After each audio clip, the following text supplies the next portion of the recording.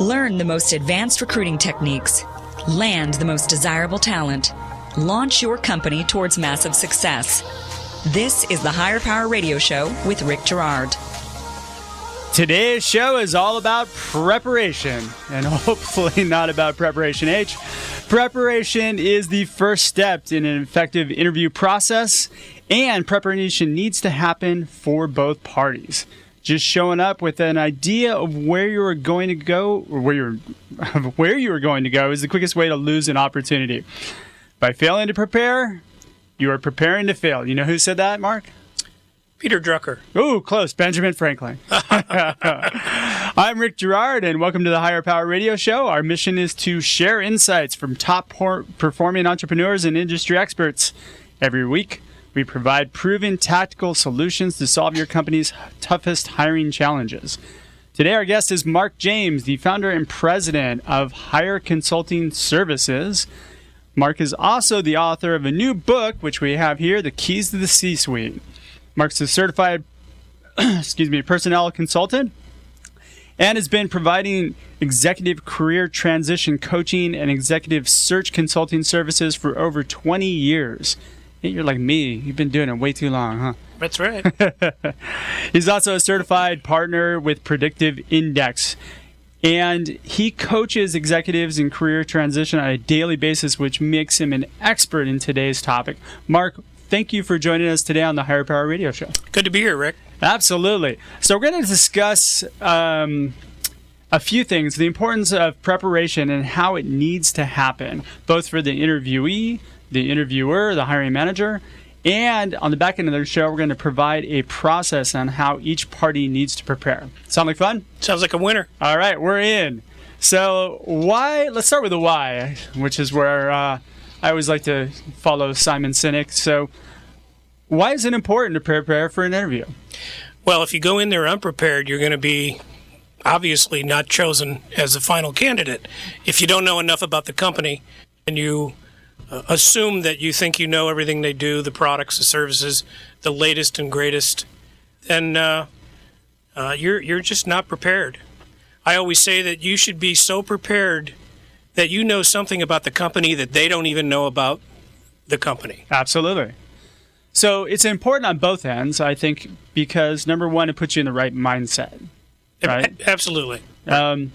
It also sets the tone and helps you to eliminate the surprises. At the end of the process, it doesn't put you in a position where you're like, what happened? Right. Right? Right. I mean, you're more confident, you're more enthusiastic when you've done your research. And that's what the internet is a wonderful thing for. You can do a Google alert on the owner of the company or the leader of the business, and you can find out anything you need. I mean, go on LinkedIn, look at their profiles, look at everyone that you're going to be meeting, and study their background. Yep. All right, you're giving away the how-to, though, so let's get into that later. But I really want to make sure that people understand the importance of why you want to prepare for something first before you go in, especially an interview. An interview is important to the interviewee, but it's also just as important, especially with the current job, the unemployment conditions being so low, that employers give themselves a competitive advantage in making sure that they're attracting the right people as well. Right, and it's competitive out there. And, you know, if you're not prepared and you don't know enough about the company, well, the company is either going to hire somebody else or they're going to promote somebody internally. Yeah. Which is very common today because there are a lot of people that want the job that you're interviewing for. Yeah. And on the flip side, there's a lot of people that want that candidate. Absolutely. People don't stick around very long, especially if they're good. Right. So being prepared also equals being impressive, and it demonstrates that you're successful. Exactly. And people want to hire success. All right. So you mentioned Google, which is always a really fun thing for me. When I prepared for the show, I Google everything too. And I came up with probably about 50 articles that were how to prepare, steps to prepare yourself for a job interview. Right. And some of them were laughable, but some of them actually had some pretty good insight. But let's kind of narrow it down to really what your role as a candidate should be if you're preparing. Right. Well, first of all, you've got a resume, you've got a LinkedIn profile. You better know it backwards and forwards. Sure.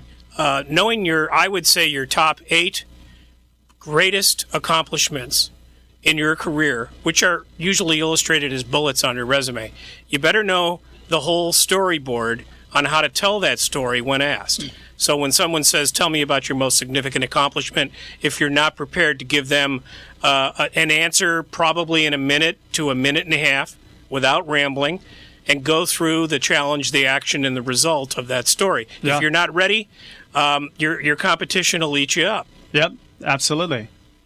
So we had a conversation prior where we talked about your thoughts behind it, which was the Inspector Clouseau. Yeah, or Columbo. Columbo, sorry, my bad. Yeah, we're going a little.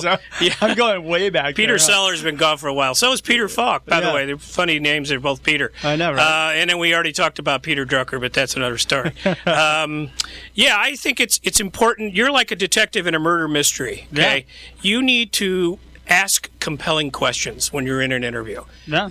A great question would be, here's the short version. What does this person need to do to be successful?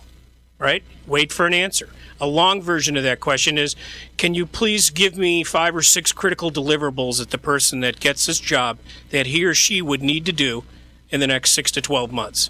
You need to find out what's wrong. You're almost like a doctor and the hiring manager is a patient. Sure. Find out where the struggle, the pain, the issues, the obstacles, what's not working, what didn't the previous person do in the role that he or she needed to do and would have made you happy. You know, obviously these are all great, compelling questions, and you are judged very closely on the questions you ask. Sure, and that's when we're in the interview, but like just backing up for the preparation piece, right? So if you're you should write down those questions. Absolutely. And make sure that you're bringing them with you, right? And bring them with, preparing. I think the biggest faux pas that most people can make when they come and do an interview is come in bringing a notebook that they're going to take notes on, but not have pre-written questions. That's right. A big mistake. Yeah. I mean, how are you going to remember everything to ask? And what the timing is on some of these questions as the conversation naturally progresses through the interview. Yeah. I mean, I don't want to skip to the chase on what you should ask as the final question, but let's bring that up. Okay, we'll do that at the end. As the interview is winding down, I've got a great question. Okay, so sounds good.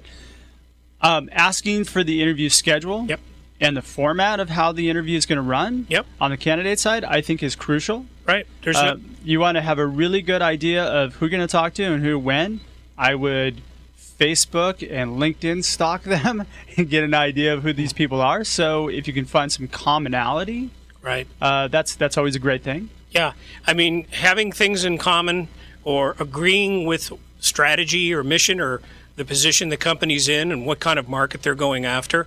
I mean, you know, one of the preparation mindsets that I coach is be a buyer, not a seller in the beginning. Meaning you don't know whether you want to work for the company yet until you get enough information and green light information from the hiring authority. Sure. So you're preparing questions in advance. You know what you want to try to discuss when you have that opportunity. Sure. And then have a 50-50 conversation. I believe, you know, the 80-20 either way can really sabotage the interview. Well, you know, I found when you ask a lot of behavioral related questions, that tends to go pretty deep. But flip the script. Right. It's okay to ask the interviewer the same question. Be a buyer, not a seller. Right? Yeah, absolutely. I think it should be 50-50. I mean, you're interviewing them as much as they're interviewing you. Hey, it's a tight market. Companies are going to be lucky to get good quality people. Yes. And, you know, this is a great time for you to interview the company. Yeah, absolutely. Right? I mean, ask the tough question if you feel up to it. You know, think to yourself, why would somebody want to work here? I mean, that's bold. But I wouldn't say think to myself. I'd ask. Yeah. I mean, it's not being bold. That's a question in your mind. Ask it. I always say, try not to let the hiring authority think you need them more than they need you. I think that can hurt you. I'm not saying play hard to get or act like you don't want the job, but you need to ask neutral type questions. I say this like you need to pretend you're a human Switzerland. Okay, a neutral, Okay. but you know, like what does he or she need to do to be successful? You're not saying what do I need to do to be successful. Okay, so let's flip this on the hiring manager because this is where I think companies drop the ball big time. Right. So what ends up happening is somebody shows up for an interview, the person's fumbling around looking at the resume, trying to figure out what questions they're going to ask. Happens all the time. I always coach my hiring managers, guess what? You're going to interview for the white space. I don't even want you looking at the resume. We've already looked at all that in the pre-interview. Like, if we've done everything already planned, set up, don't revert to asking about salary. Don't do all those questions that you should have already had done. Do all the important things when you have that person face-to-face. Right? So you should research the person. Again, you should know that candidate's researching you. So spend a few moments, plan out your time. 10 to 15 minutes is all you really need to get yourself up to speed with who this person is and what you're going to talk about. I mean, Rick, you're exactly right. Yeah. I mean, there are a lot of hiring managers out there that wing it. Oh, yeah. And they ask questions. Far too many wing it. Yeah, I mean, probably 75%. They think they I would say closer to 90. 90. And you know what? Myself included. I was in that for a long time, too. Right. You know? But, if they need to be just as prepared to execute or conduct a quality interview so that they can come away with really good, solid knowledge about who is in front of them that is applying or interested in working for their company. Hey, what's funny is Predictive Index, I learned from Predictive Index that essentially an unstructured interview process only produces about a 6% chance of making a good hire. That's exactly right. All right, so you not preparing is part of not having a structured interview process. Right. So, hey, your competitors will love it if you wing it. Absolutely. Yeah. I mean, the bottom line is for good candidates to be considered, they need to be vetted out, okay? Yeah. And they want to be vetted out, okay? If you do softball questions and they're giving you, and they walk away think this is the easiest interview I've ever been on, they don't really understand what you're capable of doing. No, and they're not going to be impressed to want to join your organization either. Exactly. So this leads us into the dangers of not prepping for the interview, right? Because you're creating a scenario where basically if you've got a really solid performer, they're not going to be interested in joining your company. That's right. Yeah. I mean, A companies deserve A candidates, right? Yeah. A B company, be lucky to get an A candidate. They're probably looking at other Bs and Cs, if you know what I mean by that. But if you're a B company, you can always present like an A and you can elevate the talent. Right. And that's what most companies usually fall into. There's very few A companies out there. Right. The B companies are the ones that are trying to become an A company, and they need to hire great people. But they still have a D interview process. That's right. Yeah, grade D is right. Maybe even F. Yeah, exactly. Well, I'm being optimistic by giving them a D. Yeah. All right, so wasted time. I mean, the worst thing you could do is have somebody leave your interview feel like they wasted their time.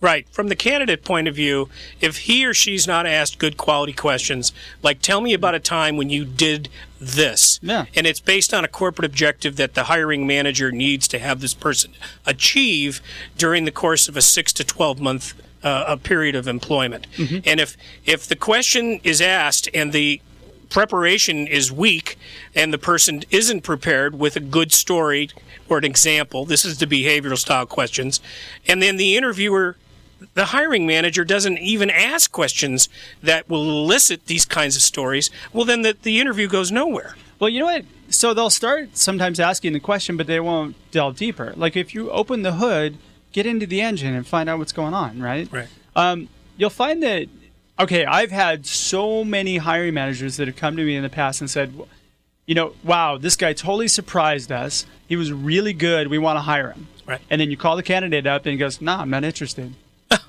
Have you had that happen to you? Absolutely.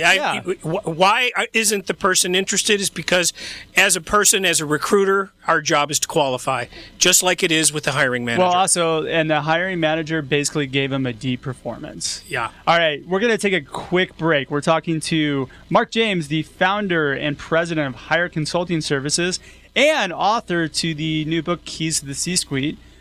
And we'll be right back. You're listening to Hire Power with Rick Girard, giving you access to recruiting techniques that will help you hire key talent to build your company towards real success. Rick is a recruiting executive and entrepreneur who's been successfully recruiting in the aggressive Silicon Valley technology landscape for the past 2 decades. After a very successful stint at Apogee, he founded Stride Search in 2012. Based on a lean efficiency model, Stride has uniquely positioned itself as a leader in retained search for the most critical talent hires within a small organization. Whether you're a startup executive or recruiting professional, by listening to Hire Power with Rick Girard, you will walk away with skills to help you attract and hire great talent. Now back to Hire Power with Rick Girard. Welcome back to the Hire Power Radio Show. I'm your host, Rick Girard, and our guest today is Mark James, the author of the new book, Keys to the C-Suite, also the founder of and president of Hire Consulting Services. So we just discussed kind of the ins and outs of why you need to prepare for an interview. Now we're going to provide you a roadmap of how to prepare for an interview. So let's take it from how to best prepare to get hired, right? This is where you're an expert, so I'm going to lean on you on this one. Well, if you don't know your greatest talents, your highest and best use, in other words, what do you do better? Well, where do you start first? I mean, you got to get ready and you got to know what your skills are. Sure. And assess yourself, or take an assessment and understand what your drives, needs, and behaviors are. So understanding yourself. Yeah. I mean, Socrates said it. The ultimate power is to know thyself.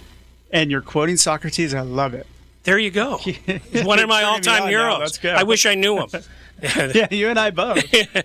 But, being ready and getting to a point where you go in and you're confident, enthusiastic, and you walk away from an interview after you've done this and you say, I couldn't have done a better job. Yeah. And you now are leaving it up to the hiring authority to make that choice based on your best foot forward. And, that's how things happen. And then likability, how well you get along, and can I work with this person for the next, 2-3 years and not hate it.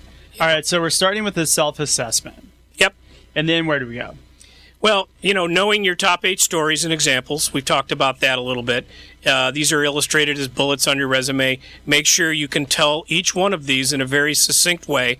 Almost like when an interview question comes your way, you are like a human jukebox, and you're able to pull one of your stories out and answer it accordingly, directly towards the question. One of my favorite questions is, hey, Rick, you're interviewing against 3 or 4 other people that are exactly like you. Same degree, same earnings, same background experience, same education. Why should we hire you over the other 3 candidates? I have better hair. Yeah.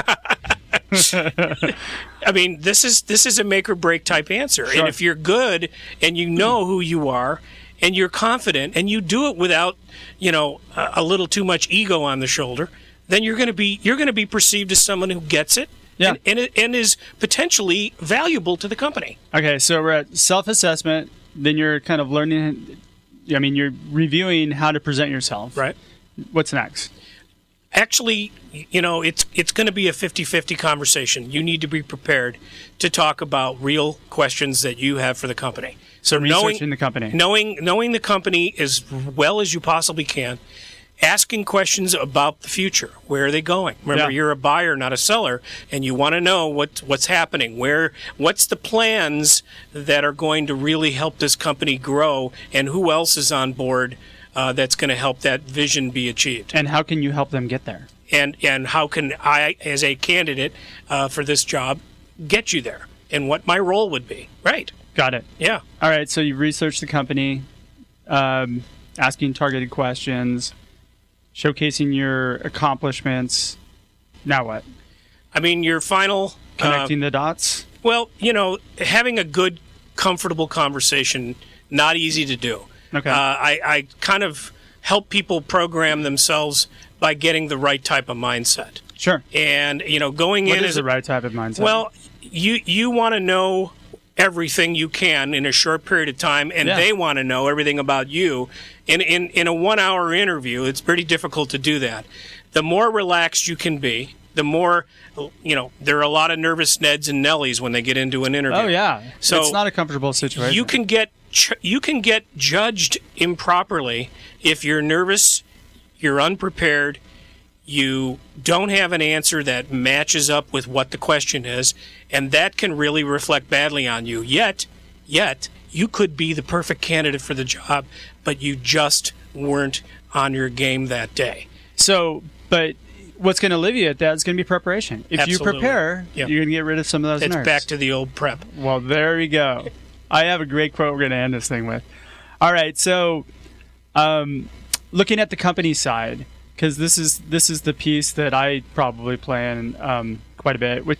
I've found that companies really don't take the time to prep people or be prepped for the people. So it's the company's responsibility, in my opinion, to both prep and be prepped. Right. So they should be helping the candidate to prep for the interview, especially in this environment. If you load them up with what's going to happen, who they're going to meet, and what kind of questions to expect. Right. You know, behavioral questions tend to be where a lot of companies are going. Hey, companies, I got a note for you. If you are asking the traditional questions like, where do you see yourself in 5 years? And maybe, what do you consider your strongest strengths and weaknesses? And describe your work style. You're going to get canned answers. So you might want to consider, if you're not using behavioral questions, developing behavioral questions that are geared toward your company values. Here's a great question. For a hiring manager, let's say that person is the COO, Chief Operating Officer. They have to hire an operations manager. The question would be from the hiring manager to the candidate, you're the COO, and you have to hire an operations manager. Sure. Why would you hire you? Why would you hire you? That should, in ideal situation, the candidate would know him or herself Sure. well enough to be able to use passion and conviction and say something like, I would hire me because I believe I've got the right education, background, and experience to come in, learn the system, learn the problems, understand what works and what has been tried and what doesn't work, and be able to assess the whole plan in order to get to the point where we have objectives are met. And certainly this is the beginning of a conversation as to how companies have done well in the past and how they've done poorly. Yeah, most definitely. So being organized is a big part of this. Yes. Right? So making sure that you prepare your interview team. Yep. One of the things that I coach and I bring into a lot of the companies we work with is we're going to split up the interview process to where each person is going to be responsible for asking predetermined questions.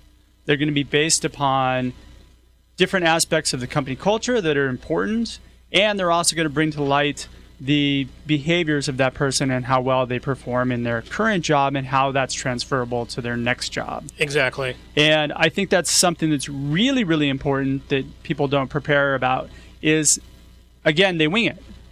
Now we're at a situation where, hey, Bob, can you go talk to this guy? We have him in the interview room. Here's his resume. Right. So taking 10 to 15 minutes with your team and making sure they're prepared and they're organized and they understand what they should be asking is both really impressive and necessary in this current job climate. Right. The hiring process from every company from one to the next is always different. I always try to encourage any candidate, ask what is the hiring process? What are the natural steps Sure. that the company takes in order to qualify and interview a candidate? Yeah. And it's a fair question to ask because now at least you know what the steps are and how well you're doing. Based on you graduating to the next step, the next person that you'll be meeting, etc. But the trick is, really talking to the companies and trying to help them figure out how to refine their process. Right. Because most hiring processes are pretty just, again, haphazardly Very generic. put together. Yeah. They're based off of, hey, you know what? They take their interview questions and their interview process back from when they were delivering pizzas back in college, Yeah. right? That interview was based around, hey, do you have a car? What skills do you bring to the table? No matter what kind of role you're interviewing for, you need to have something that takes people out of those pre-planned answers. Right. The linear job description that was created 10 years ago is not really what you should base your interviews on. No, not at all. It should be on real chores, real objectives, real goals, and that's the kind of questions that behavioral style questions should be able to uncover in the ideal candidate.